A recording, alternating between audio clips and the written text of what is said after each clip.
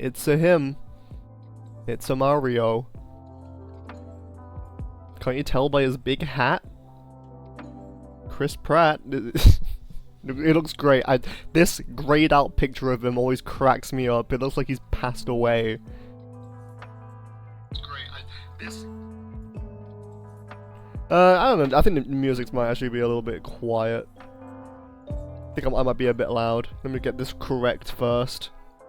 Okay, right. So back with the reviews. We've got a little cranky in the corner this time. I guess before I go, I should like talk about that Mario Galaxy trailer that happened. It looks fine. There's really not a lot I can say. It didn't show off as much as I thought it would. I don't know, I'm sure it'll be at least just as good as the first Mario film, which I just thought was kind of fine. It was a good Mario film for Mario fans. As an actual film itself, It kind of leaned heavily into the fan service because it kind of had to. So all the Nintendo fans could point at the screen and scream at their favorite characters when they show up. I don't know. I'm sorry, it didn't show off a lot of Galaxy stuff, really. The first half of the trailer was just like Jack Black being silly, oh, goofy little guy. Then we get like a couple planets, Toasterina Kingdom from Odyssey for some reason. Okay. And there's like one, I saw it, like one galaxy that's actually from Galaxy. I don't know. I'm sure it'll be fine. Rosalina she looks great. It's inherently held back by what is the plot of Mario besides Wahoo, yippee, exactly. Also welcome. Have you seen the trailer? Rosalina being voiced by Brie Larson. She wasn't my first choice, but I'm not upset by it. I'm sure she'll do great. No, I have not. Well, hopefully I didn't just spoil that. Well, there you go. Yeah, she's voiced by Brie Larson. It's not Zendaya. I'm fine with it. She sounded great. Bowser Jr. is voiced by, I don't even remember his name. He sounds fine too.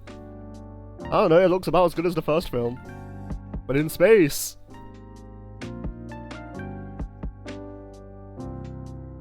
Anywho. Any fucking who. Time to yap again. I'm doing this again. My goal is to get through the Sonic and Crash stuff. Hopefully more than that, but we'll see. Yeah, a lot of people don't like Brie Larson. I don't really know why. I just don't really understand the avid hatred towards her that the internet seems to have. But you know, it is what it is, that's just the internet, I guess. So, before I get down to this stuff, I can finally review 3D World now that I've beaten it. I decided to separate 3D World and Bowser's Fury because they are different games. I consider them different games. 3D World plus Bowser's Fury to me is just like a collection that has two games in it, built in the same engine. I do quite like it, yeah.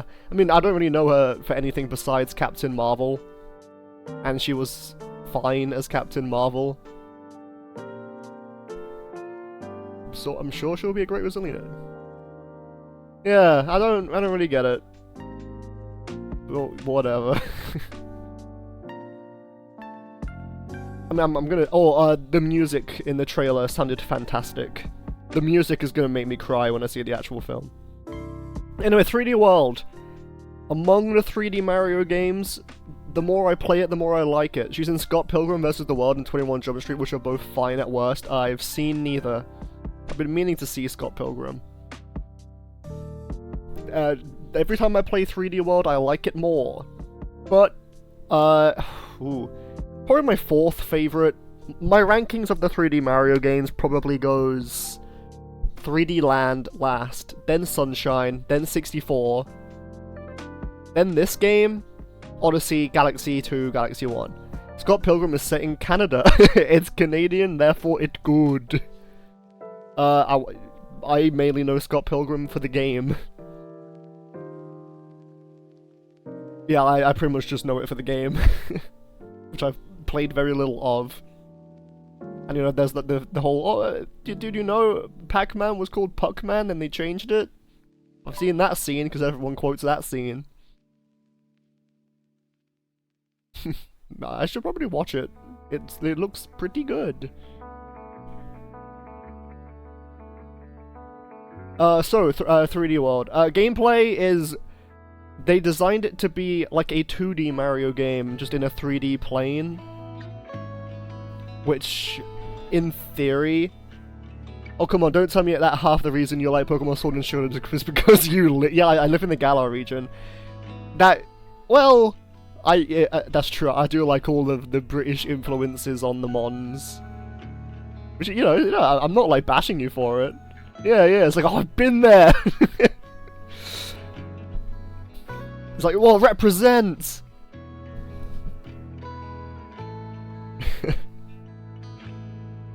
3D World, graphically, looks pretty good, it's pretty safe. It was during the safe era where everything just kind of looked the same and kind of flanderized. Is that even the word, like, flanderized? But, you know, it does have some interesting aesthetics, particularly in, like, the final Bowser world, where it was all, like, neon and circusy. I like the circus theming that they have going on in this game. Oh, I love the levels where it's, like, raining in 3D World. I just love how it looks. It's such a cool aesthetic, and everything is so wet and shiny. Including the characters. You can have wet Luigi on screen. There you go, you can have that. Meowth is great. Good final boss. Then there's, like, the post-game, which is quite challenging. As we saw, the multiplayer makes things pretty hectic. But, like, in a good way, as long as you have enough lives. Sharing the lives among all the players. I love that the characterization they gave Bowser in 3D World stuck. Yeah! Oh, he's got his, like, cool whip. He's got a nice car.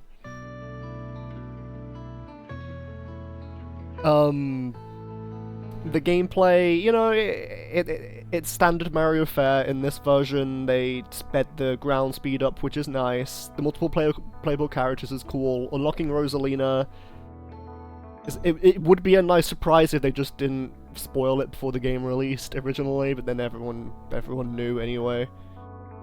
All the collectibles in the levels are nice, even though the stamps do pretty much nothing.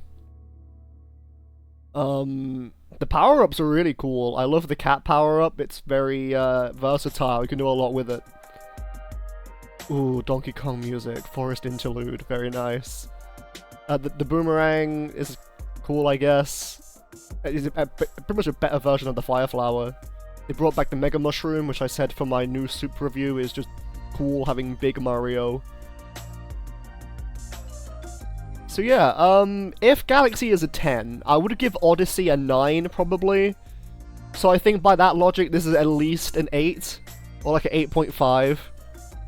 I think I'll say 8 for 3D World, I think that's fair. What's not to like? It's a solid Mario game that I have a lot of fun with, but it's not like fundamentally changed the course of my life. Yeah, it's just like it's good food, but it's not going to change your life. It's just like a nice meal, but it's not like a juicy steak, you know?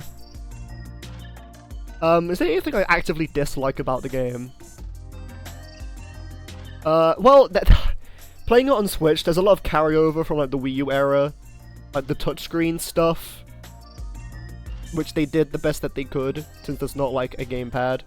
It's like a good burger. It's like, I am satiated, but I'm gonna be hungry again later, you know? Yeah.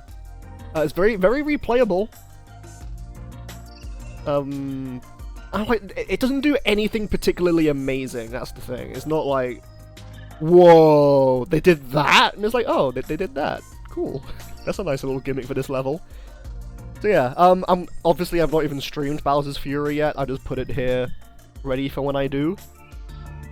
Oh, it's gonna be so cool, like, filling in the boxes, like, the gaps when I play more games, add them to the list. Alright, that's the Nintendo part over. Exiting Nintendo Land to Sonic Land. This isn't even going to be that controversial because I've played, like, the good Sonic games so far. I've not played any of, like, the more controversial ones that I have opinions of. So, well, I guess there's Sonic 1, which isn't, like, the best one. That's the best thing I've ever seen. NES Open Tournament Golf. Bro, that game, fucking life-changing. Play it for 5 minutes and you're like, it's too good, I've got to turn it off. Okay, Sonic 1 is a good introduction to a series. It really sets the groundwork for what Sonic is. It's fast platforming. Green Hill Zone is like the only good zone of the game. But like, it's really, really good. It's got the multiple paths. It's like the only zone where you can actually go fucking fast. Great music. It's the best first impression for an overall mid-game. They just like popped off with the first level. You know, it's easy, but it's fun to go fast in that zone. And there's no spin dash, at least not in the original version which I played. And like every other zone in the game now is like you have to either like wait for shit to happen, push blocks, carefully platform, don't go too fast or you'll just enter a pit of spikes.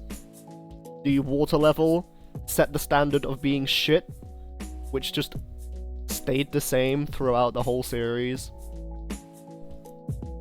But it's got such a... It also set the standard for the soundtracks for Sonic games, which are all fucking amazing, even this one.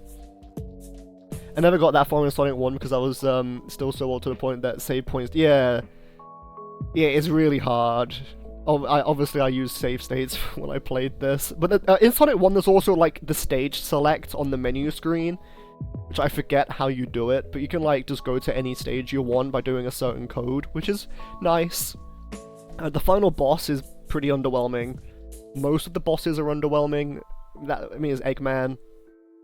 Jump on him a bunch. You're not really gonna fail on Eggman in this game. There are Chaos Emeralds. I think there's like 6 of them. I don't even remember... Yeah, you go to like this psychedelic place. And it's just like really fucking annoying. I've only ever played it on one of those crappy 200-in-1 game consoles where you only care about 3 of them, so yeah. Yeah, I mean, it's not the worst thing ever. It kind of puts Sega back on the map, outside of like the arcade space. Sega was huge in the arcades, but never really hit it off in like home consoles. But that's not even true. Over here in the UK, the Master System popped off. It like rivaled the NES for some reason. But no, Sonic is like it's. What do I give the first Sonic game? It's like a 5.5. I think 5 is too low, but 6 is too high. No, it's like a 5. There's like 2 good zones. There's another one. It's like Scrap Brain Zone or something, which is decently fun. That's it. Every other zone stinks. Sega is better nowadays. Yeah, like Sega is actually like really doing well now. Like, even outside, like, I mean, outside of Sonic, they've always been good. Like, Sonic has been floundering for fucking decades, but now I think they finally got the ball rolling again with Sonic. Now, speaking of which, they, like, announced some more crossover stuff in the last State of Play. Whisper and Tangle fans are happy. Good for them. Okay. I was on Judgment Yakuza adjacent series the other night, and Judgment? Hold on.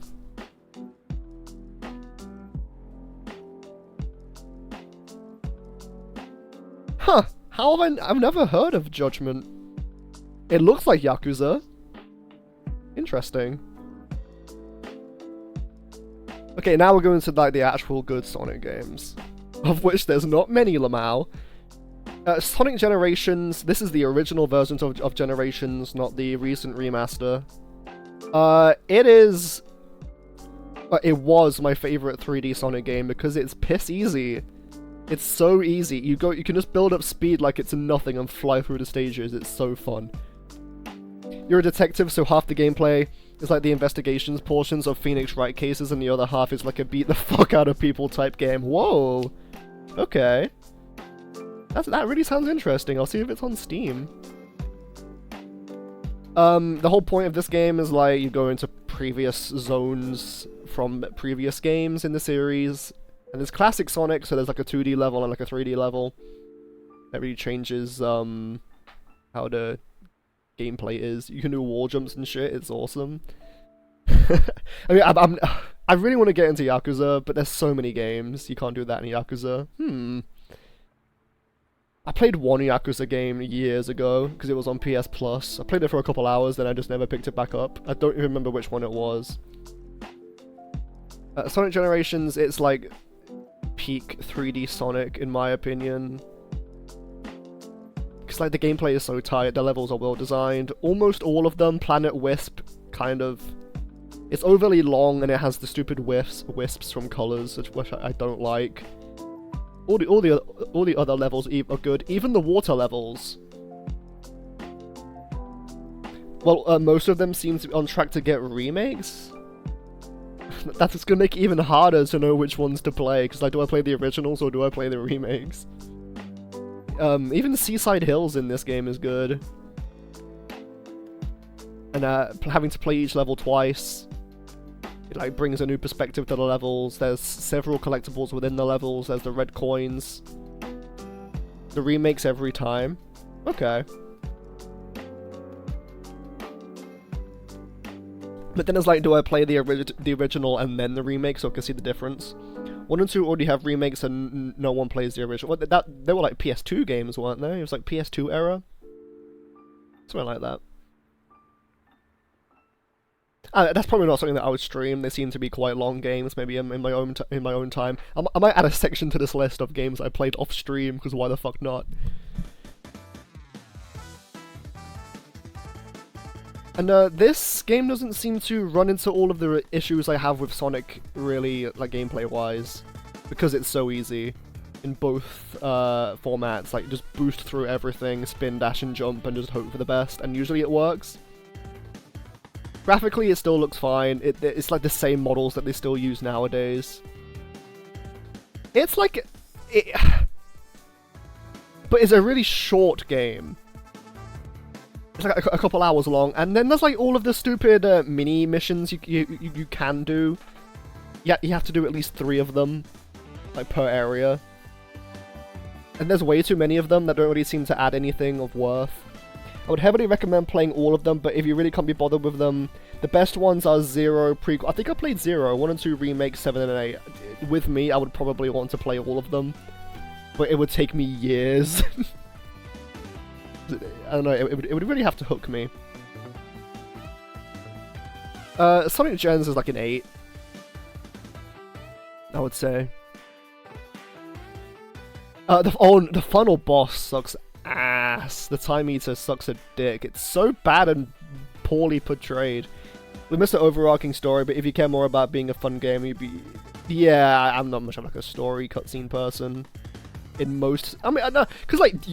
Yakuza seems to be quite goofy, and I'd actually want to watch the cutscenes from what I have seen.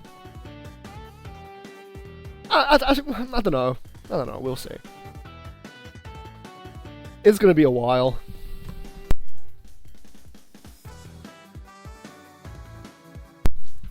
I keep saying I'm gonna play all these games, and I know damn well that I won't, because there's only so much time.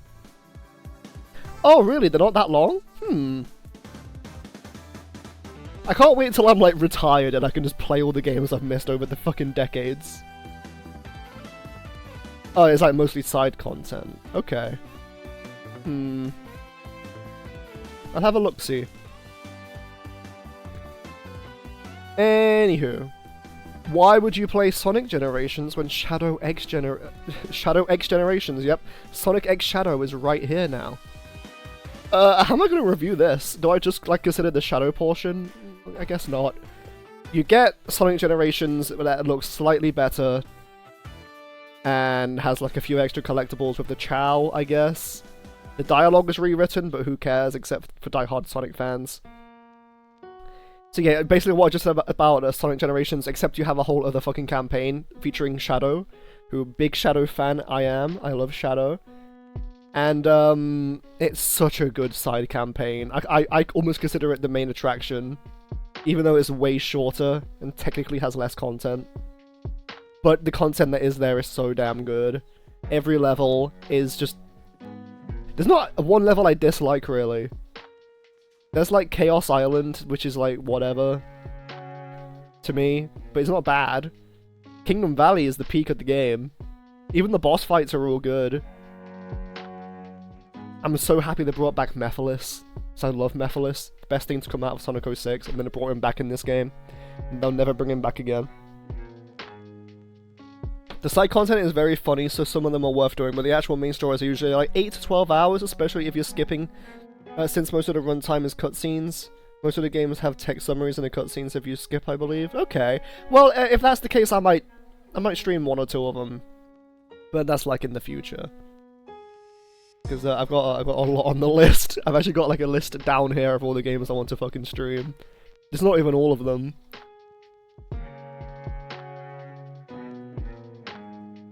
Shadow's story in this campaign is really touching. It's like actually does a lot for his character, which hasn't been done in ages. My only gripe with the levels is that there's not a level from Shadow the Hedgehog for some reason. We have everything from Shadow 05, but not a level. They brought back Black Doom, they brought back all this stuff from Shadow's game, but not a level.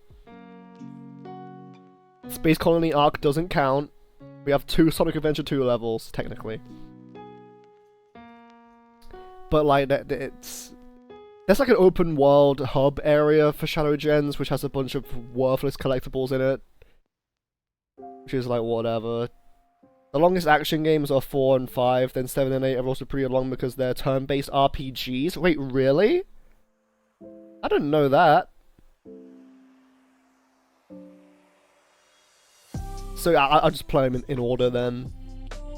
Look, I might do like side content off stream if I am to stream them. I don't know. Well, I don't believe I own any of them. So like, if they're all on sale, I might just buy them all. 7 and 8 have yeah, that's like Ichiban, right? The one that's in Sonic Cross Worlds. It's Kiryu for the other ones. Am I correct in that? Yeah. Okay. Good. The red one. He seems pretty cool. See, Sonic X Shadow Gens, it's like probably like a 9 for me. It's not a 10. He's a big goofball. We love him. Yeah, from what I've seen, like on Twitter, like clips, they seem to be very entertaining games. Very goofy. Doesn't take itself too seriously.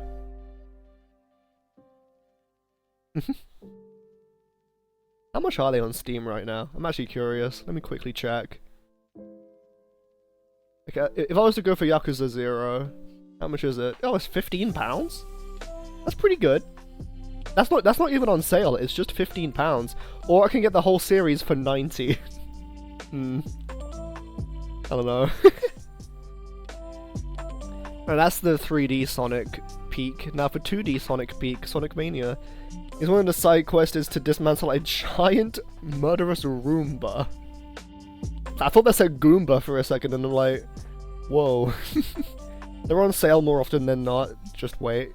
Yeah, I constantly get emails like, oh, big sale on Steam, because they're on my wish list and it's just all Yakuza games. Which you love to see. Sega's really generous with their sales. Sonic Frontiers for £10. Like, what? Thank you, Sega. Sonic Mania is like the only good two. Well, that's not. I'm not even gonna say that. Sonic Mania is one of the. It's the 2D Sonic game with the most consistently good levels. Every 2D Sonic game has like a few good levels, then some like really bad ones. Like its lows are so fucking low, and they're like designed in shoes on hand land. They're so fucking backwards in some of their logic to me. I believe in like Sonic 4, or in like in one of them, there's like spikes which act like a spring. You're supposed to jump on the spikes and you're just supposed to fucking know that. But Sonic Mania doesn't have that. Every level is like good. The boss fights are kind of mid, but like the game's sprite art is gorgeous. Its music is even better, as usual. Like even for Sonic, it's like unbelievably fucking based. I didn't play Sonic Mania Plus, so I didn't get access to like Mighty and Ray. But like that's like whatever. Getting the Chaos Emeralds is fun and actually fairly easy. Going fast is really good in a Sonic game. Who would have thunk? That's really rare for some reason. And several playable characters. Studio Apolis, yes. Woo! And like not Dead Dog Saloon, what am I thinking of? Like the desert one. Oh man. They're all so good. And there's like lots of like cool references that only the most die-hard fans would understand. You know, it wasn't made by Sega, it was made by fans. And you can tell. You can tell it wasn't made by Sega because it's fucking good. That's an exaggeration. What can I say negatively about this game? What? It's a bit unfair. Just that they didn't make a sequel to it. They followed this up with like Sonic Superstars or whatever, which is bad. It's not good. That one was made by Sega. Sonic Mania 2 when? I don't know. It's like equally as good as Sonic X Shadow Gens. It's like a 9. I wouldn't say it's a 10 or like a 9.5. You know, like Sonic gameplay, when it's good, it's so good, but when it's bad, it's fucking awful. And this game doesn't have a lot of the awful parts. It's damn good. And now we've got a couple racing games, not the one that everyone currently cares about. Sonic and Sega All-Stars Racing, the first one. I played this at an arcade recently. Well, it was like a bowling alley with a few arcade machines. They had this, and it plays exactly the same, which doesn't surprise me. This is very arcadey. It's like Mario Kart, except you can like snake your drifts and like keep your drifts. Like, for example, if you drift to the right, and then quickly switch it to the left, you continue your drift boost, I guess. Oh, wait to explain it. It's a solid racing game. It's like... It's not as good as like Mario Kart Wii or even like Mario Kart 7. Is it better than Mario Kart World, though? Well... Its track design is fairly good up until like the last cup, where it's like, how the fuck? There's like that one that one monkey ball stage that has like a billion fucking 90-degree turns that you can't make, that I couldn't make, and all the AI could do it flawlessly. It gets really hard. This game has like a stupid announcer in the background at all times, and he says the darndest things. He's like, oh, Shenmue's going All-Star, hold on to your hats. And like, Shenmue's All-Star is that he becomes fucking forklift certified. I will say that the stuff Sega themselves make is not that great, but the stuff that smaller companies owned by Sega make is good. Yeah, they like own Atlas, don't they? Or like a subsidiary of Sega is like Atlas. I think Sega somewhat owns... Who makes Bayonetta? I forget. But it's like something like that. SMT. Yeah. I don't know. When I think Sega, when I'm like bashing on Sega, I mainly think Platinum Games. I think they might have owned them at some point, and now Nintendo does. I don't remember. When I bash on Sega, is usually for Sonic stuff. Like all their other stuff is like fine. Astral Chain. I don't remember how that works, because like Bayonetta's a Nintendo IP, and so is Astral Chain. I don't know. Sega All-Stars Racing. The characters are cool. There's no like wacky ones in this game. It's all actually Sega characters, unless you're on Wii, then you get your Miis. But like every character has a unique All-Star move. Some of which are quite OP. There are some like deep cut characters in this game, like Opa from Fantasy Zone. And there's like the zombies that are from some whack game, the Bonanza Brothers. What the hell? There's no Yogscast in this one, unfortunately. Which is a darn shame, but we'll get to that. It's like a 6. Take it as cool, they share their stuff. Yeah. And Nintendo's like, no. If Nintendo was to like add games to Steam, it would be like the games that no one gives a shit about. Or like, I don't know, here's Famicom Detective Club, you can have it on Steam. I've been in a Yakuza stream and I personally met the Sega Twitch account in chat? Whoa. That's pretty cool. Yeah, like, Sega is cool. Like, as a company. They don't do a lot of shady stuff. At least not as far as I know. I don't know, maybe they're like fucking NFTs, I don't know.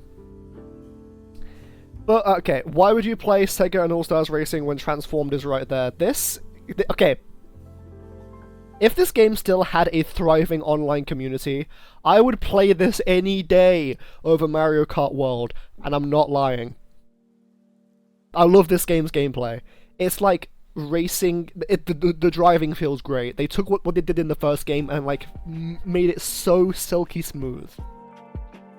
All the tracks are dynamic and cool. There's not any like shitty ones. There's like flying, and that feels good. The boats feel good. The water physics in Mario Kart World, I still don't have the hang of. They feel really whack. But in Transform, they feel great. The item balancing feels better. The game graphically is great. It's got a really good soundtrack, actually. The character roster is crazy. Like, when the game first released, it was like, okay, here's Wreck-It Ralph, because that's like a film that came out recently, and Sonic and Eggman are in it, sure. Danica Patrick, who's just like a real fucking ass person? Like a NASCAR driver or something? Why not? And then they made DLC, at least in the Steam version. It's like, okay, here's Team Fortress. Here's Football Manager. Yes, it's a Sega franchise. It's just like a dude. It's just a British dude. He's just like, oh, I scored a goal. Fuck yeah. It's like, red card when he gets hit. It's so good. And then they released Yogscast, so I think that makes this game a 10 out of 10. No, it's definitely not a 10 out of 10. Games Online is dead, pretty much. When I streamed it, I did manage to get a match or two in, because someone in chat wanted to play with me. But even then, it was like no more than 5 people in a lobby. Which is a shame. They should like remaster this game and like just, I don't know. Not even remaster it, just like I don't know. There's no way this game is coming back. And it's a shame. They're kind of doing what they're doing with Cross Worlds like right now, just adding whoever the fuck they want. It's kind of like proto Cross Worlds, but I've not played Cross Worlds. I couldn't play this game anymore because I only owned it on PS Vita. That's a crying shame. Oh, I bet this game was great portably. What did I give Mario Kart World? I know I'm not supposed to compare the scores. Yeah, PS Vita. PSPs are like in style now. Like, there's all these fucking hipsters carrying around their PSPs. And they're really cool. I know I shouldn't compare scores, but what did I give Mario Kart World? A 7. Yeah, this game's like an 8. Don't compare the scores. I don't know why I did that. I'm a fucking hypocrite. But it's like a really good game. I just wish I could play it more. Or like online. That's for like the other Sega stuff. Got like 4 other Sega games here. ToeJam and Earl. One of the first roguelikes. I played this because I had like a couple months where I was like weirdly obsessive over this series. I don't really know why. But I guess it's a neat game. It's very hard. It's quite unfair at times. The enemy design is quite frustrating. But like all these different levels, I guess you can call them, are like randomly generated. And you gotta find the ship pieces. And you can find presents on the ground which hold different power-ups or even like negative effects. Like spawning enemies or just fucking killing you. There's a 2-player mode. I have not played it. I think it's just like split screen, like on the same map, which is cool, I guess. You can do very little to combat enemies unless you have super specific power-ups, which can be a bit frustrating in the later levels. I played it on the Mega Drive Classics collection, so I had the rewind feature, very helpful. And yes, it's the Mega Drive, not the Genesis. Which I prefer the name Genesis anyway, but you know. I don't know. As someone that likes roguelikes, I think this game had a decent premise. It has okay gameplay in theory. In practice, it's just rather frustrating. It's like a 5 for me, which is a shame, because I do like this series. I like its style. Yeah, Genesis is way cooler. I don't know why we decided to call it Mega Drive. Maybe we wanted to, like, avoid any, like, biblical connotations. I don't know. If I'm, like, talking to someone about Sega, I still call it the Genesis. But, like, on a list like this, I want it to be, like, as accurate as possible. I don't know. Like, I want all the syntax and stuff to be correct. Like, I've got Doom, like, fully, like, capitalized, because on Steam and, like, on the logo, it is fully capitalized. I'm a real stickler for stuff like that. I don't know why. So, yeah, I don't know. Super Monkey Ball. Ooh, this is gonna be hard. This is the GameCube version. It came out on the GameCube's launch, I think, or, like, close to it. And, like, what a game! It was originally an arcade game where you play using a trackball, like an actual ball to roll around with. Sounds fun, but, like, on a controller it's better. You're not actually controlling the monkeys, you're actually controlling the stage and how it rotates, and then the monkeys in the balls move towards the direction that gravity allows. I don't know. It's very arcadey, gets really, really damn hard because it was supposed to be like a quarter muncher, as they say. But, like, it's so fun. Mastering the levels is so damn satisfying. The movement of the game and the game's physics still hold up. Sega platforms had cool names, but also, like, what are they? Obviously, the PS2 is better than the PS1. Obviously, the Super Nintendo is better than the NES. If you ask me about the Sega Saturn and the Dreamcast, I don't know, maybe they're the same thing. Yeah. That's the confusing thing. That was the Master System, then the Mega Drive. The Sega CD? Which, was that like an add-on or its own console? I don't remember. There's also the 32X, which was, I believe, an add-on as well to the Genesis. Then was the Saturn, which no one gave a shit about. Then the Dreamcast, which killed the console. I don't know, like, Sega's interest in consoles. Then they had, like, what was the handheld? Oh, what was the handheld called? I don't remember. The Game Gear, that's it. Which was, like, quite popular in the UK. It's just like a big fucking thing. Took 1 billion batteries. But it had colour. So there's that. Yoga Fire! I just realised this is a Street Fighter song. Didn't the Dreamcast have Jet Set Radio on it? Oh, bro. Jet Set Radio has fucking style, though. But then Sega was like, let's just re-release all these Dreamcast games on other consoles, because we give up. No, like, the Dreamcast library is really damn good. But no one had one. So they like put it on GameCube. It's on the internet, it's like, yo, this game is so good, sold 12 copies. Yeah, it's one of those hidden gems. But man... The actual game itself is, like, fine, but, like, its style, its music, and everything around it is so... the game has aura. Then there's, like, Bomb Rush Cyberpunk? Cyberfunk, I believe it's called, which is, like, a spiritual successor, which is actually pretty fun. Okay, Monkey Ball, good game. It's not as good as Monkey Ball 2. And those two games are the peak of the series, I'm afraid. Everything is just downhill from there. Like a 7. It's very arcadey. I can see... Oh, but like, the multiplayer as well is quite fun. It's like very Mario Party-esque, I guess.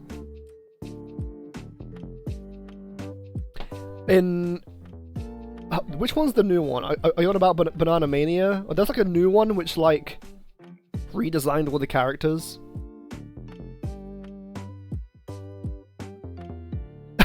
Yeah. There's like the one where you're flying and got to hit a target. Banana Mania, yeah, that's like the remake.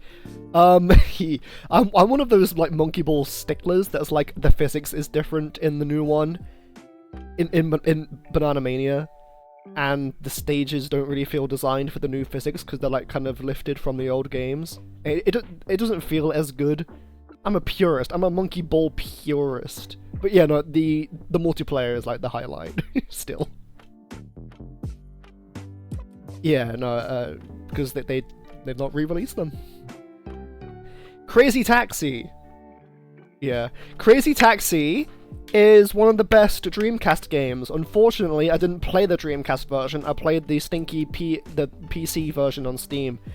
But the gameplay is still more or less the same. It's just a little buggier, there's weird pop-in, and there's no product placement. And for once, I actually like product placement, because it's very early 2000s core. Yeah. In Bananamania, they had like classic Sonic, they had Kiryu as DLC, they had Joker, or was it Morgana? I think they had Morgana in Bananamania as DLC, which was weird, and Beat from Jet Set Radio, which is really cool. You get to see Kiryu in a little ball. I believe it was Kiryu and not Ichiban. I don't remember.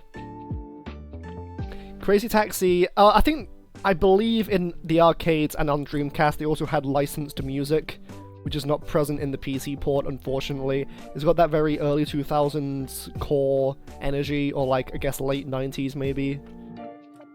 But, you know, the gameplay is cool. Pick up people in your taxi and take them to where they need to go. Preferably crashing into as many things as possible, because that's fun. And it's like a good time waster. You play it for like an hour at most. More than that, and you kind of just seen everything. I'm gonna review this based on the PC port though, and I would give it like a 7.5, because it's fun. Good product placement is good, and I'll stand by it, because it makes the game feel more real and you don't even notice it, but bad product placement is awful, like the one... Yeah, Bing! Microsoft Bing! But no, in the original Crazy Taxi, it's just like there's like Pizza Hut signs, and you like take people to, and people are like, I want to go to Pizza Hut, and you take them to Pizza Hut, and that's like it. It's like stuff like that. It's harmless, and they just like replace it with generic fake pizza place in this version. I don't know. It's like whatever. I think 7.5 is fair. Did they take this off Steam? I believe they took a bunch of the Dreamcast games off Steam. I think also including Jet Set Radio, unfortunately. Kinda sucks. Panzer Dragoon Remake. This game blows. It's so fucking bad. That's a bit of an exaggeration. Panzer Dragoon gameplay is fine. It's like a shoot 'em up where you're on a big fucking dragon, which is cool. Problem is, the game is not even an hour long, and it was like £30 on launch. The funny thing also is, in this game, there's an achievement for playing the game for 100 hours. It doesn't even take 1 hour to finish the fucking campaign. You gotta play through the campaign 100 times. I want to go to a generic pizza place, how immersive. Like, yeah, literally. One of the playable characters in Crazy Taxi also looks like Zoro, which is pretty funny. You play the game for 100 hours to get an achievement. The game takes less than an hour to beat, yep.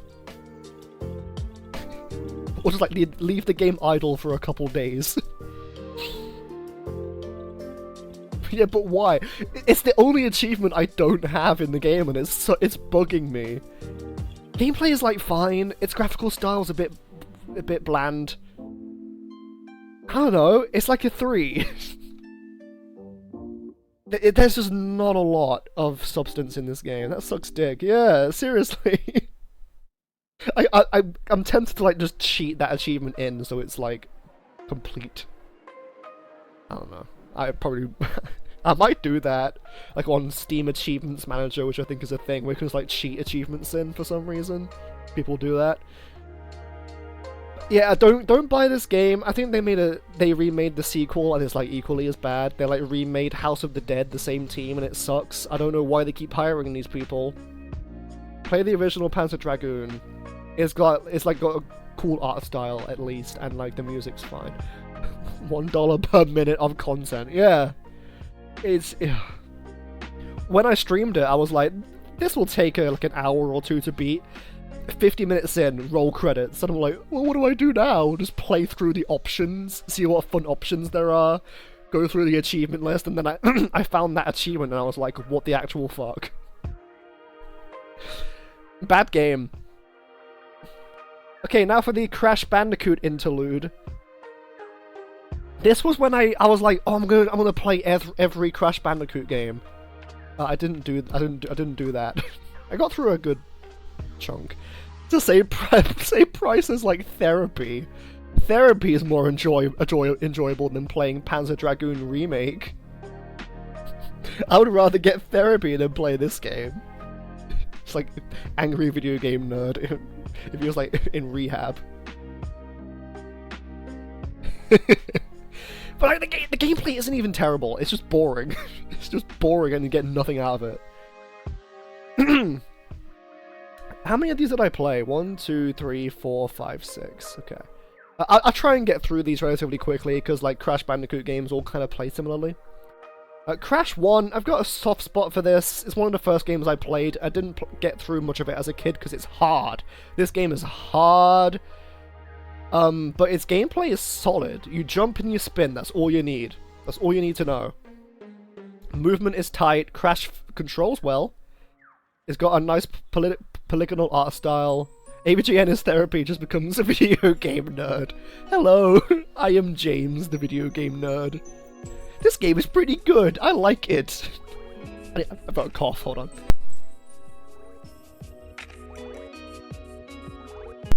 Woo! Crash 1, it's got a very expressive art style. It was based on Looney Tunes. Originally he was called Willy Wombat, which is funny. The problem with this game is you can't really save it. You either save the game by doing bonus, like, the bonus levels, or like completing a level, and like 100%. And 100%ing levels in this game is cock and ball torture, because you're not allowed to die. You have to get every crate and not die, even for like the basic ass gems. So, whoa, excuse me. I don't recommend going for 100% completion unless you have like save states or are a god at Crash Bandicoot 1. Story's pretty bare bones, it doesn't have to be anything big. The boss fights are fine, at best. And just annoying at worst. The game's music's very subdued.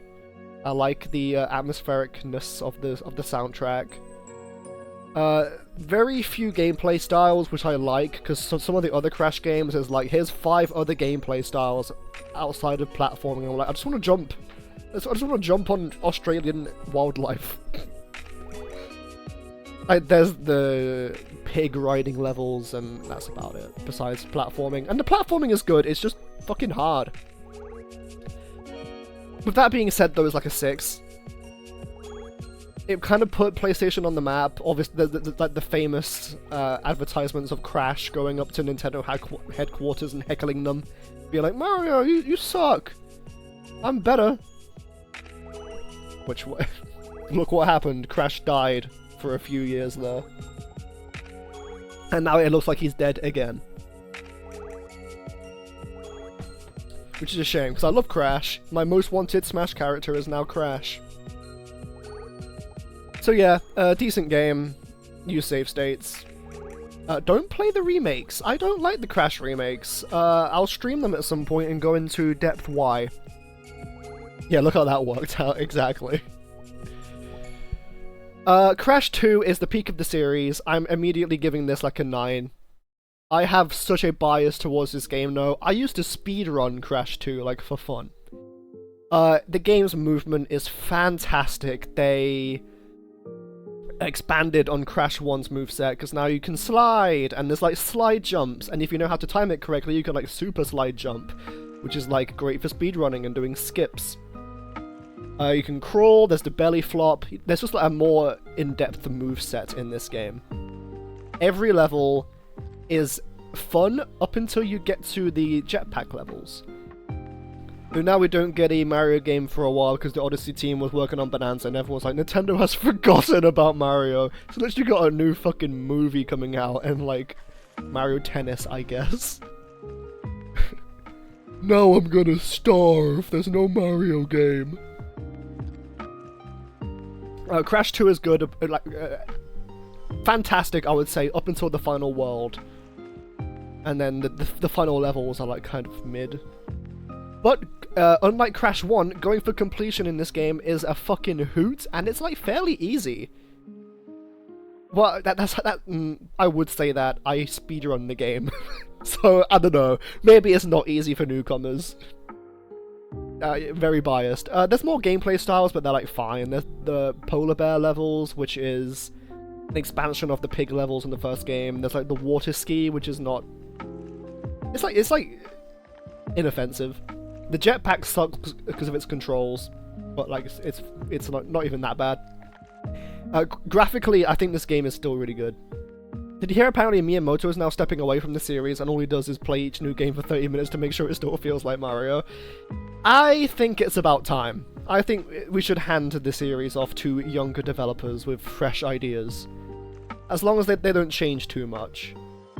Because, you know, I've heard the term Miyamoto-isms thrown around a lot. Like, oh, this feels quite archaic. It's a Miyamoto-ism because he hates new things. And I've got nothing against Miyamoto. Obviously, he fucking pioneered the fucking video game space for decades. And we owe a lot to him. I headcanon he plays until he hears Wahoo enough times and it's like, yep, that's Mario! He said Wahoo at least 10 times per minute. Per minute! That would be so annoying. And then he gets paid like a bajillion yen for it. Yeah, it is about time. Same with like Zelda and stuff too. Just younger talent. It's good to see. And you know, we've been seeing that with like Mario Wonder and stuff. It's like different, it's fresh. So yeah, Crash 2, really, really damn good. The only thing holding it back from being a 10 is the jetpack levels. And there's like some minor stuff. Graphically, the game still holds up pretty well, I think. It's got that PS1 style, but like, it's more expressive than the fucking remake. It's got better lighting than the remake. Bajillion yen is like $10. Yeah, but in Japan, there's like enough to live off of or something, because like stuff's like cheap over there. He's gonna I need my Bing Bing Wahoo, man. But like, he's like overseeing the film, and probably like the theme parks and stuff. He's still gonna be there, just not like designing. He was like, nope, that Luigi model has too many polygons on his mustache. Delete. Start anew. Crash Warped, I don't like it as much, but it's like decently good. It's better than Crash 1, but not as good as Crash 2, because I'm fucking biased. This game has more gameplay styles that I don't click with. It's got the jet ski with Coco, which I dislike.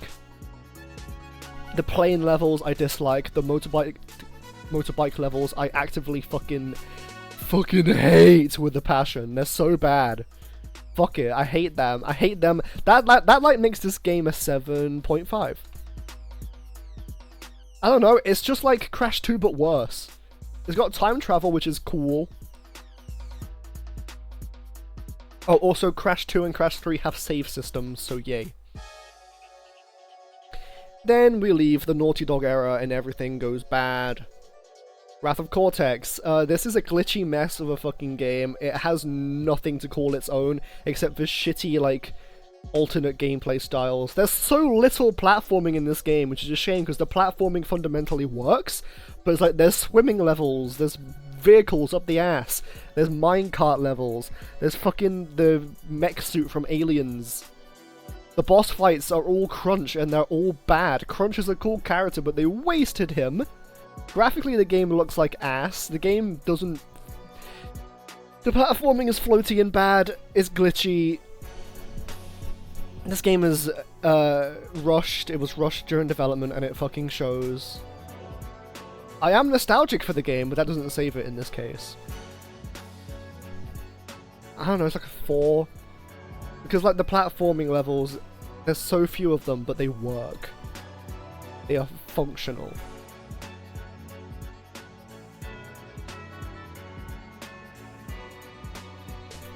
And then we have the 2 GBA games. I'll just, like, review these as... They're, like, the same game. It's 2D Crash.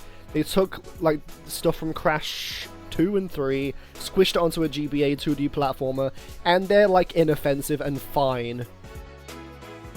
they're both... I would give this a 5.5 and this a 5. I like the Huge Adventure slightly more because there's less gimmicks. And it's more original. I don't know. They're whatever, I wouldn't recommend them. In the future, I might do Crash Twinsanity and Crash 4 and the remakes of the first 3 games. Maybe even Crash Team Racing. If I feel inclined. I'm more interested in Spyro, currently. Okay, I got through that in less than an hour. We might get a good chunk more done. Okay, Mega Man. Mega Man 1. It's an NES game. The Mega Man games are among the best NES games, but the first one isn't very good.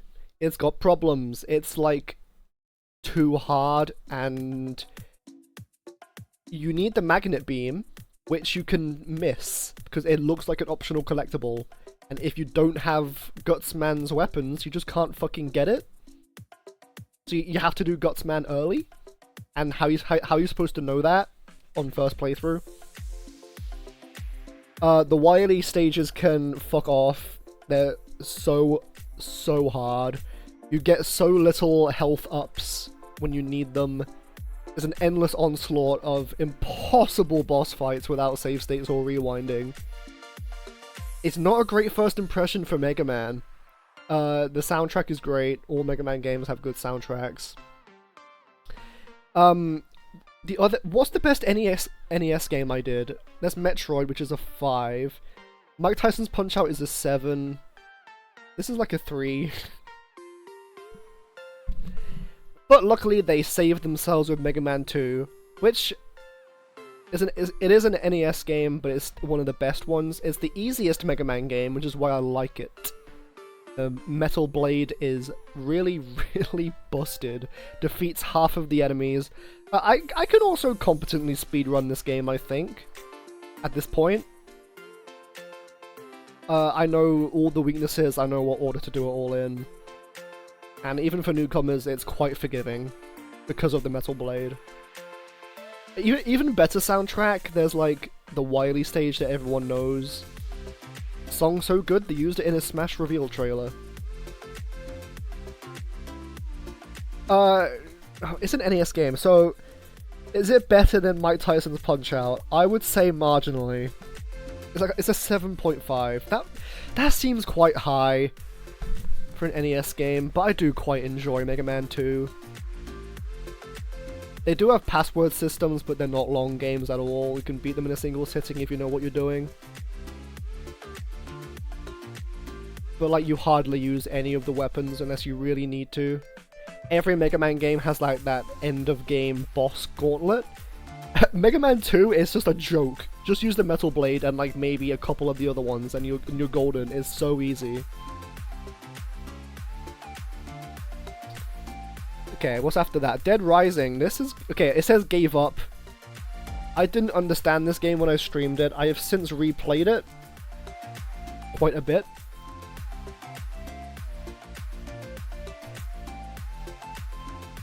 I now understand this game and what it's trying to do and what it's trying to be. And it's not as bad as I originally thought. The achievements for this game, there's the famous one, like 7-Day Survivor. In like the endless survival mode, where you have to do it in a 14-hour sitting, and you're not allowed to turn the game off because then it just resets. You have to survive for 14 real-life hours. You have to dedicate a whole day of your life to get in that achievement, which is kind of actually, I kind of like that. It's really funny. I don't have that achievement. Kind of goes without saying. But the game is like... it's jank. It's very jank. To like be good at the game, you have to embrace the jank. If you jump a lot, the zombies just can't hit you. Use the mannequin torso to rip through the bosses, because that's the strongest weapon, I guess. Not counting like the completion bonus Mega Buster. The game's ugly. When it came out, it was like a showcase of look at how many models are on screen. But it's not aged well. I always thought similarly, like, what if the clocks in Majora's Mask were similar, since you get 72 hours, we keep track of even when the game was off using the system clock, and I thought for 5 minutes I realised that would be ass. That would be so unfair. that could be like a side mode or something, I don't know. Oh yeah, there's the time limit. I don't love time limits in games unless they're used well. This game's time limit is fairly lenient and fair. You're not gonna run out of time unless you like fuck around too much. And like Majora's Mask, in my opinion, is the best use of a time system because you can just rewind time. Yeah, they can be very stressful, but if they're done well, that's subjective. But I also have a fucking boner for Majora's Mask as well, so I don't know. This game's like a 6. No, that's too high. 5.5. It's got a remaster. I don't know if the remaster's any good. I've heard bad things about it actually, but I don't know. Doom. This is a recent game. It has... Okay, the first 3 chapters of Doom, really good. The first one's probably the best one, the first chapter of Doom 1, because it's like pure OG Doom gameplay. Chapter 2 gets a little harder, chapter 3 is quite hard. Thy Flesh Consumed can suck a dick. It's just so hard for no good reason. Baffling level design in that one. Going to knock the score down a bit.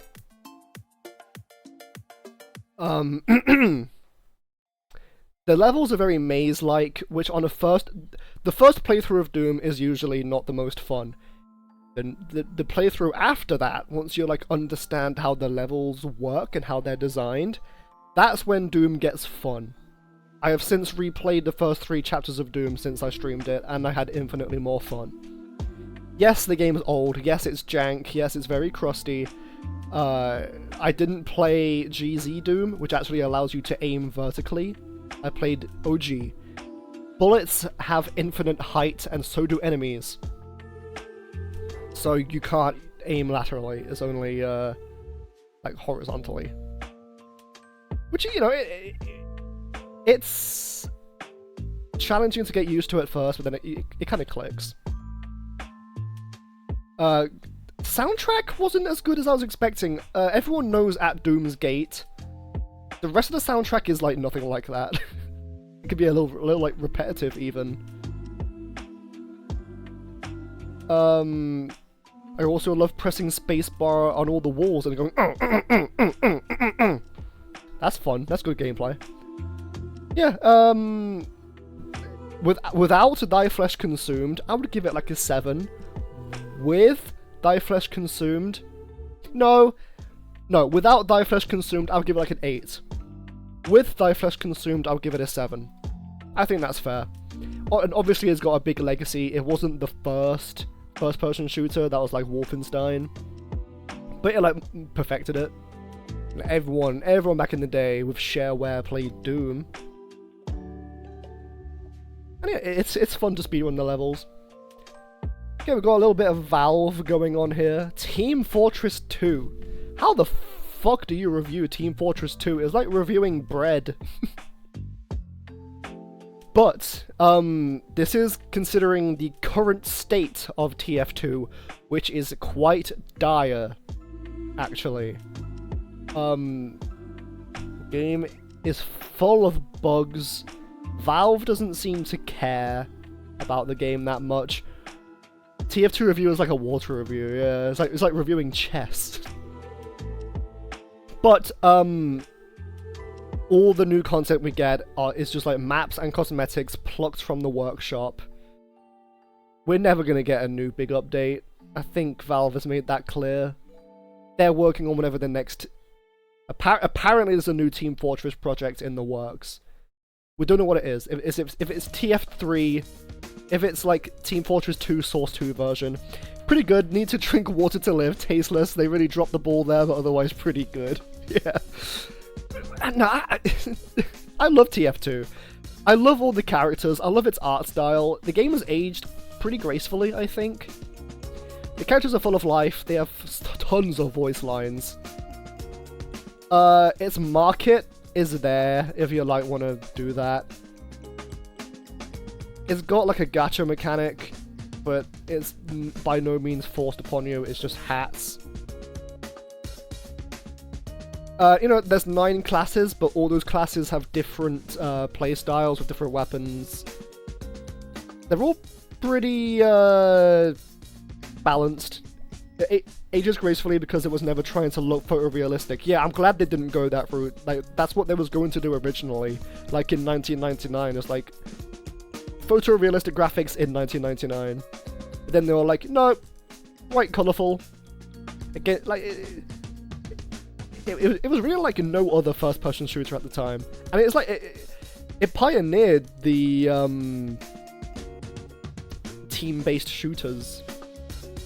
If you make photorealistic graphics, that it will never, that it will look aged no matter how well you do it. So, yeah, exactly. Look at like the PS3 era. But the current state of TF2, there was the bot crisis, which they have fixed, kind of.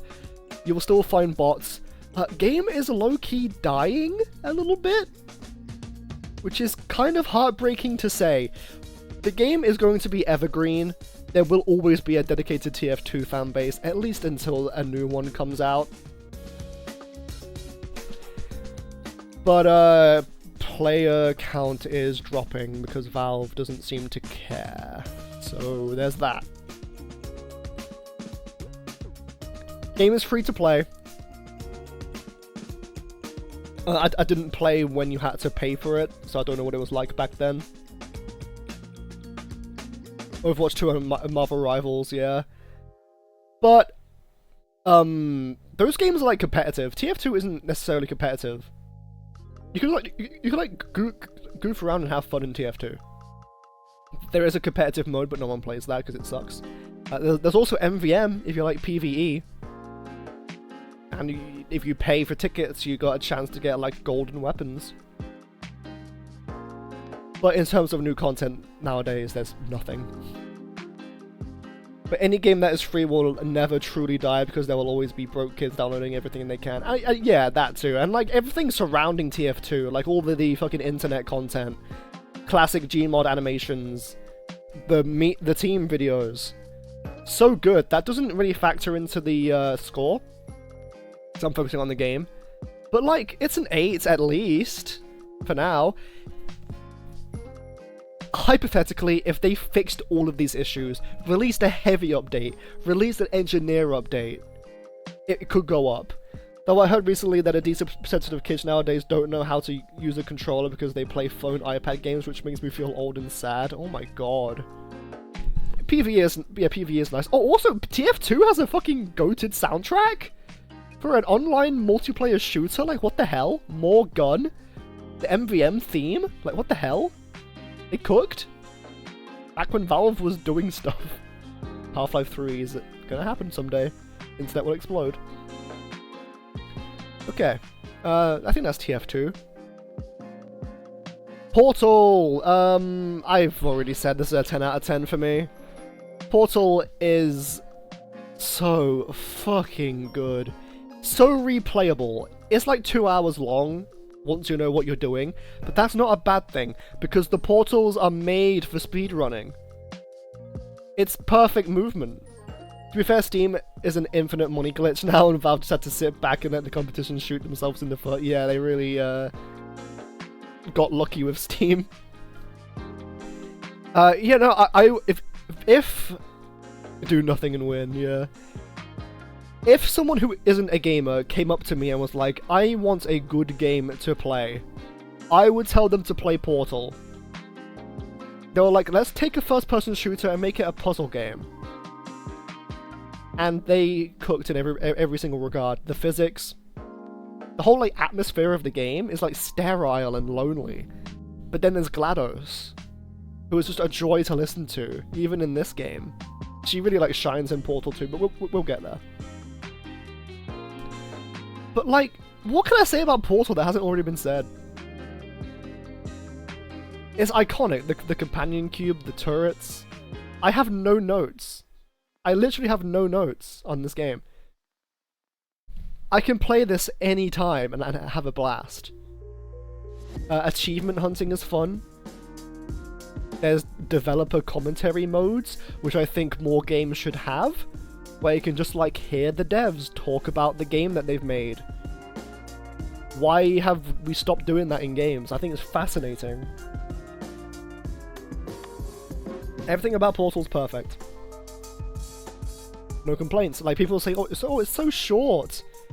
Replay it. Portal, Minecraft, Animal Crossing, PvZ1, and Tetris. Yeah, it's like, what can you say? Oh yeah, like, those games. Yeah, oh yeah, Minecraft. I mean, everyone knows Minecraft. Like Pac-Man, I don't know. Now, the controversial opinion I have is that Portal 2 isn't as good, but it's still a 9.5.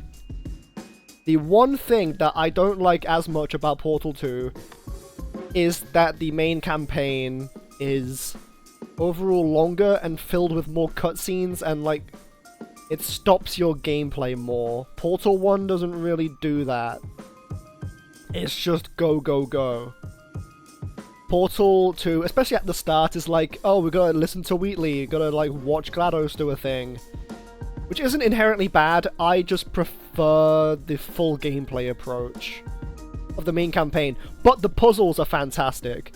My mother was 51 years old when I got Animal Crossing New Horizons with a full-time job, and she put 250 hours into it.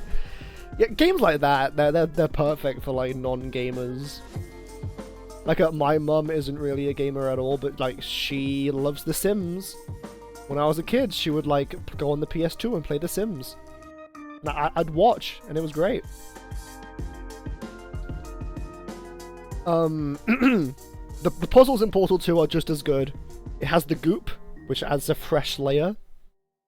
GLaDOS is even better in this game. She's amazing, because she's like a fully fleshed out character now. She has a backstory with Cave Johnson. And it's like, oh, Aperture's destroyed. And there's like all these old test chambers from the first game with in like a new context. And then you go to like the underground Aperture part, and there's like the what's it called? Borealis from like Half-Life 2, and it's like, whoa.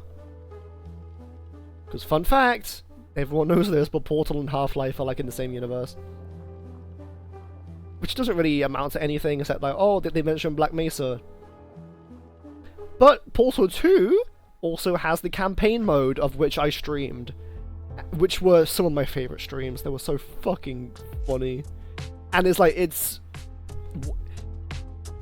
like It Takes Two before It Takes Two.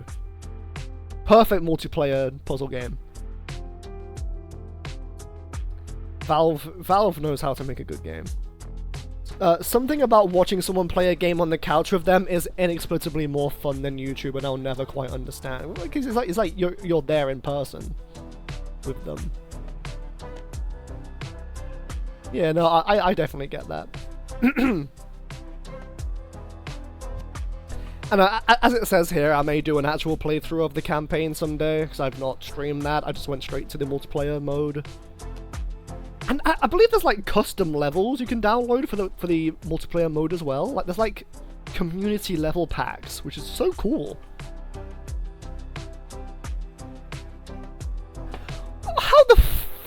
How the fuck do I review Pac-Man? I put this on the list because I technically played it on stream when I played Pac-Man World Repack, because they had like a Pac-Man arcade machine. You know what Pac-Man is? I've mentioned before, I used to have an actual Pac-Man arcade cabinet. I'm a Pac fiend. I actually plan on doing a stream someday of like a bunch of arcade games and dedicating a whole stream to like Pac-Man arcade machines, of which there are many. I don't know how fun that would be to watch, but hey ho. I don't know, you know, Pac-Man is classic arcade fun. Playing the game for a long period of time, the sound effects start to get on your nerves. It feels like you have tinnitus or something. One of the games of all time. I do love me my Pac-Man though. I don't know, 6? I think it's fair. You know what Pac-Man is, it's not an overly engrossing experience. Learning the AI is fun, you know, like, very famously, all the ghosts have different AIs. did you know it was called Puckman? And everyone, oh fuck man. I don't know. The sound effects are rather grating. I don't know. If I'm at like a retro arcade, I'll put like a quarter into a Pac-Man machine once and be like, hey, I'll play Pac-Man. Okay, Pac-Man World Repack. This is a remake of the very first game I ever played. And it is it's like the most inoffensive collectathon 3D platformers. It's definitely of the PS1 era, you can tell in its design. It doesn't do anything bad. It doesn't do anything spectacular either. I think the only real big change they made is to one of the bosses. They like made it harder for some reason. Collecting all the stuff is fun. It can be quite difficult. This Cranky in the corner. I don't know why. I just remembered that he's there. He's just been there the whole time. Look at him go. Pac-Man World Repack. In today's environment of 3D platformers, you're not really missing much if you don't play this, unless you're like me and love Pac-Man. It's not overly long. I believe it took like 3 streams to beat this. The final boss. Actually, yeah, you got to save like your Pac family, but I believe you can miss them. I think in my playthrough I missed Pac-Mom, who's the Ms. Pac-Man replacement, and she just like wasn't there at the ending. Like the whole family is there except for Pac-Mom. Even the dog was there, which I thought was quite funny. It's like she just died. She's just rotting away in a cage. Women. I hate women. I don't know, it's like... I'm not... I've changed my mind. Pac-Man is like a 5, it's the most middling game, and Pac-Man World Repack is a 6. I will stream the sequel remake, #1 Pac fan. I mean, I'm also a Pac-Man main in Smash, which ironically isn't necessarily because it's Pac-Man, I just love his playstyle as well. And it just happens to be Pac-Man. Ooh, here we go. This is going to be challenging for me. Katamari Damacy Okay, all the Katamari games. Oh, wait! 1 second, I'm gonna show something.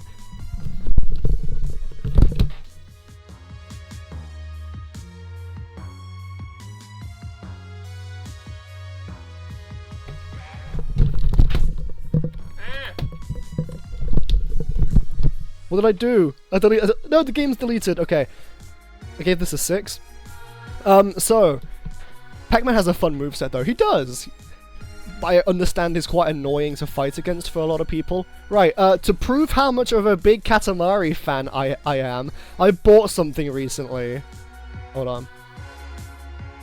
Look at this! Look at this little fella I bought! This is weird. Ah, look at him! He's so cute! I got it off Etsy! Someone makes like little cousin guys. And I got the prints. It's supposed to be like a... How do you open this? Like a pencil holder or something? You can put like pencils in his head, but like... I just bought it because it's a cool little Katamari prints. I'm so happy. Anyway. Little dude. I've never been happier, it's so cool. So, which one of these games am I going to give a 10? Because I'm not going to give them all a 10, that would be unfair. There is a best game here. That being said, at least the first 2 games are at least a 9. So I'll go through them all one by one before I give them a score. Katamari Damacy, the first one, or Damacy. I'm actually like tempted to buy more of these. They've made like 9 different cousin designs.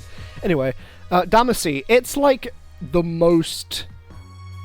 If you want to understand what Katamari is, play the first game. To like, properly understand the appeal, because it doesn't do a lot gimmick-wise. What you see is what you get, you're rolling stuff up. There's not too many like, prerequisites or alternate playstyles. Sometimes there's the famous cow and bear missions where you have to roll up the biggest cow or bear without rolling up any other cow or bear. You're just rolling stuff up, basically. And you're like making constellations. Like in the crab level, like, to make cancer, you have to roll up a bunch of crabs. And that's the objective. It's the shortest of these games. Which isn't necessarily a bad thing. It's very replayable. I don't believe you can actually play as the cousins in this game, though. You collect them. But you can't really play as them. Or at least I couldn't find a way to play as them. The best soundtrack of the series, though, it's so good. Lonely Rolling Star is probably my favorite one. All of the songs are bangers, at least. This one is not the 10. It used to be my favorite, but then I actually thought about it a little more. This one's the 9. Or is it a 9.5? Nah, I'm giving this a 9.5. Only reason why everyone knows longer runtime equals better game. Yeah, I want fucking 500-hour long game. But, you know, it's very replayable. Short games are replayable. Wow, who would have thought? That's why I like Portal so much. This is a 9.5. Some of the levels are kind of like you're just doing the same thing. I do like prerequisites and like a mission-like structure. Then they made We Love Katamari Reroll, and I do believe this is the 10 here. It's still, I mean, obviously it's rolling stuff up. There's nothing like Katamari except for more Katamari. But there's like more variety in the missions. My favorite one is probably like the gingerbread house one, because it's just pure serotonin injected into my brain. You're just rolling up a giant gingerbread house, and it's so fun. There's lots of cousins of which you can play as. The soundtrack, granted, isn't as good, but it's still very, very nice. It's a longer game. There's more missions, and they're more varied, like I said. And you're like doing the requests of these NPCs who are massive fans of Katamari Damacy. All of these games have amazing humor, amazing writing, very Japanese. And I don't really have any complaints with this one. Obviously, it has the bear and cow level, because it has to. It was the last game that the actual like creator of Katamari was a part of. So, yeah. There's also the Royal Reverie, which granted isn't a lot. It just like, it's going into the king's backstory, and there's like 5 mini missions. That's about it. And in the final mission, you could roll up the king and the queen, which is fun. Once Upon a Katamari, I have been thinking long and hard about this one. This game has so much content, but the quality of the content, do I believe is on par with the original 2 games? No. But it is still really, really, really fun. It kind of has its own thing going on with the power-ups, which I like. I like the magnet and I like the radar. The other 2 are kind of pointless to me. There's a lot of collectibles in this game. There's the crowns, there's the presents, and then there's the cousins, of which there's like 50. And there's some really fucking cool ones. Clip Clop is the fan favorite, which I'm happy to see. The horse. There is that one like Colosseum level, which I actively dislike a lot. There's also the one where you're doing the like favors for the pharaoh, which I don't like because it's just you're panicking. I don't want to play Katamari to panic. It's like, oh shit, I've got to do this now because he wants this. No, I just want to roll stuff up. Cousin customization's nice. I just feel like there's missed potential in Once Upon a Katamari, because there's the Japan era, which has most of the levels in the game. Then there's like the Jurassic era, which has maybe 4 levels, which a lot of these eras don't feel very fleshed out, which is a shame. The soundtrack didn't wow me as much. It's quite repetitive. They just announced DLC for this game, and it's just more music, like DDR remixes.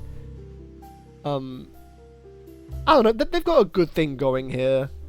More Katamari is only a good thing in my book. It's like an 8.5. I think that's a fair ranking for this trilogy, I guess. I might go back and play like Beautiful Katamari and Katamari Forever. Oh, Gradius! This is the last of the NES slop thus far. It's one of the first shoot-'em-ups. It took the I believe the arcade game came out first, then they like squished it on the NES. It's got the Konami code. No. Does it? I don't know. This isn't Konami, this is Namco, I think. I don't know, it's like a 3. There's better shoot-'em-ups. Why would you want to play OG Gradius? It's not the most fun. I don't like it when it's like, you gain all these power-ups, you get hit once, then you lose all the power-ups and you gotta get them again. Like, play Parodius or something if you want a good, like, sideways arcade shmup. That's not a bullet hell, they are different. How much do I want to do here? Because my voice is already getting shot. Like, maybe end at DBD.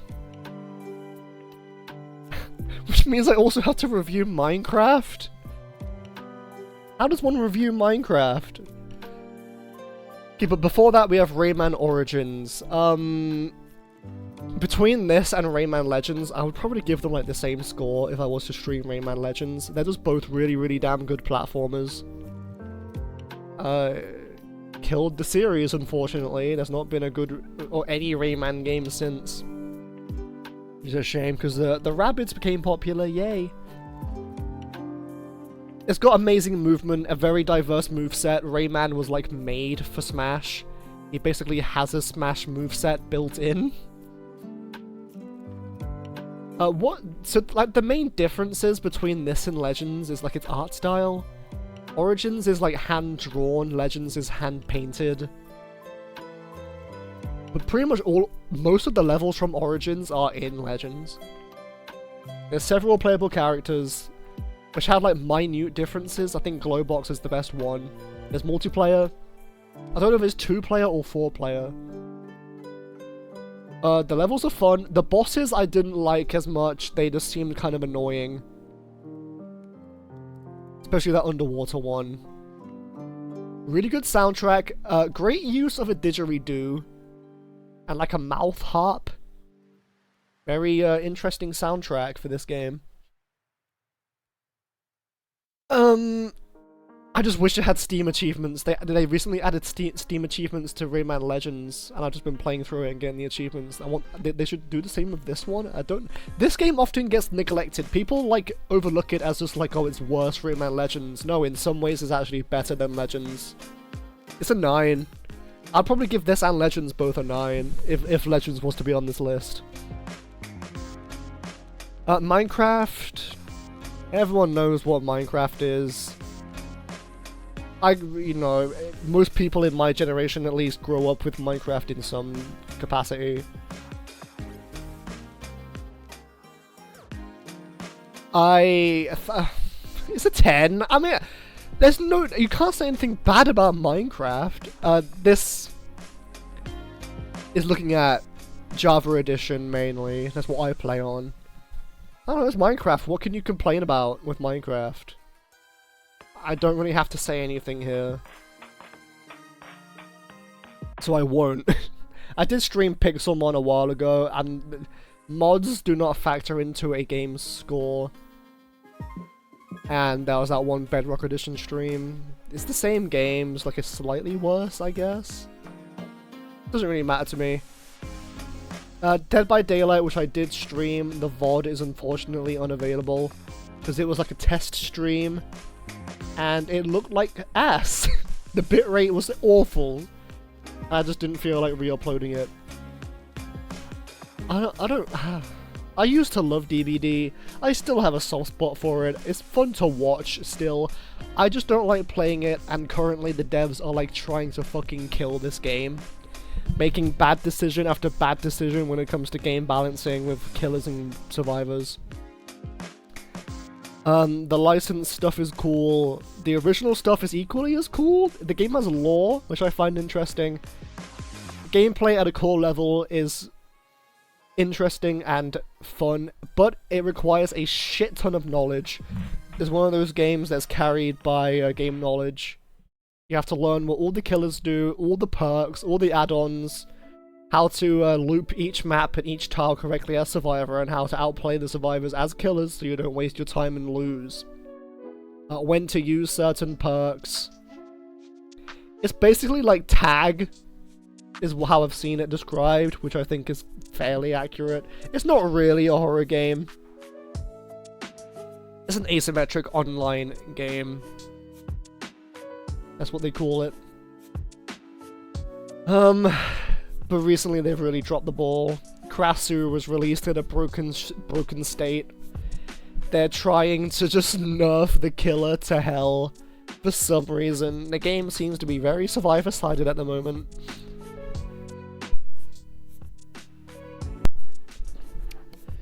And it's just not fun to play in its current state for me. I think I've just kind of become tired of it. I might stream it again in the future, but I wouldn't count on it. Undertale music. Right? Yeah. Oh, I guess next time I do this, it's going to be all the indie games, and then like a little pop cap bit at the end. What do I give DBD in its current state? Like a 7.5? I don't really play the game anymore. It does bother me though, having the gap where the links are. I don't know, I think that's a good place to end it. Ooh, that means I've got to start with Isaac next time. That'll be interesting, unless I finish Bowser's Fury, Pokemon White. Or if I like play other games in between, like Nintendo games that I would put up here. But my voice is shot, and I'm all out of the water. I love how this looks though. That big blob of red is funny. Anywho, I will be calling it there. So yeah, thank you very much. Will I be live tomorrow? Maybe, we'll see. But I'm done. Jesus Christ, my throat. Yeah, thank you very much, and see you next time. Bye-bye.